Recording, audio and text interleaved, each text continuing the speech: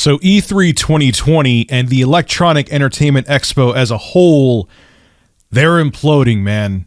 I don't know how they're going to survive this. Let's get into it. Skip it up and that up. So we've heard about other companies ducking out of E3 2020. Sony wasn't there last year. Sony isn't there this year.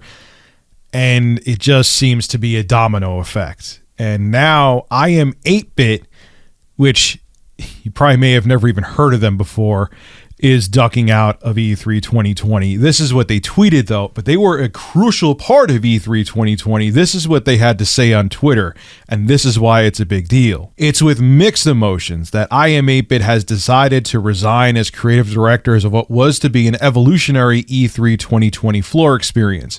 We've produced hundreds of gaming plus community events, and it was a dream to be involved with E3. We wish the organizers the best of luck. So they were going to be the creative directors and try to spruce up E3 and make it more relevant. ESA, you want to know a really good way you could do that? You could stop being like a giant infomercial and actually become more down to earth. That would help. Just saying.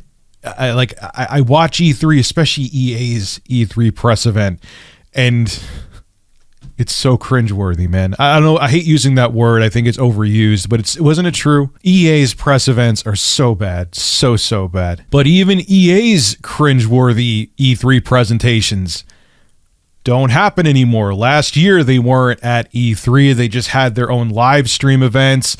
Now you have Sony not going to E3 2020. They weren't there last year either. Jeff Keighley isn't going to E3. No one really cared about that. I thought it would have been a bigger deal, but it just combined together.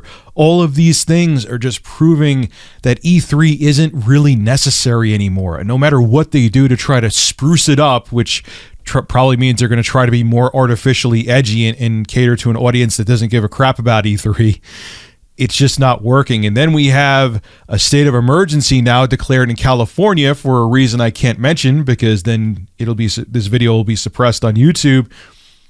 This is just disastrous, man. And if E3 has to be canceled this year due to circumstances happening around the world, I don't know if there'll be an E3 2021, at least an E3 that we are used to, because if E3 2020 ends up being canceled or postponed, and let's keep it real, it may as well be canceled at that point, what's going to happen to it? People are already forgetting about it, even if E3 2020 happens. If they have to skip E3 2020, the people who barely cared won't care about E3 2021.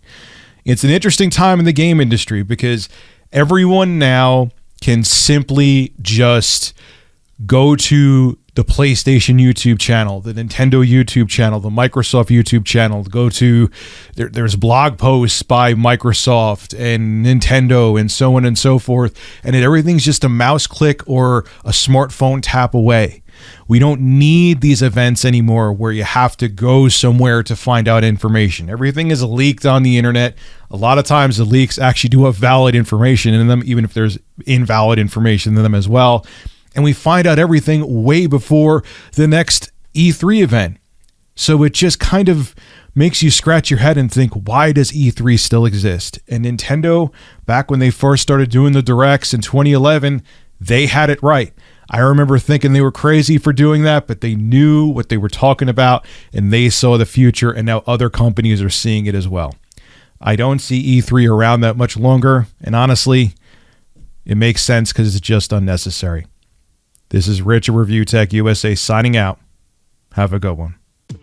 Hey, if you enjoy my content, consider becoming a Review Tech USA member. I'll have a link below in the description. I live stream now on this channel all the time, and it gives you access to cool emoticons to use as well while I live stream. Again, link below in the description. Thank you for your continued support.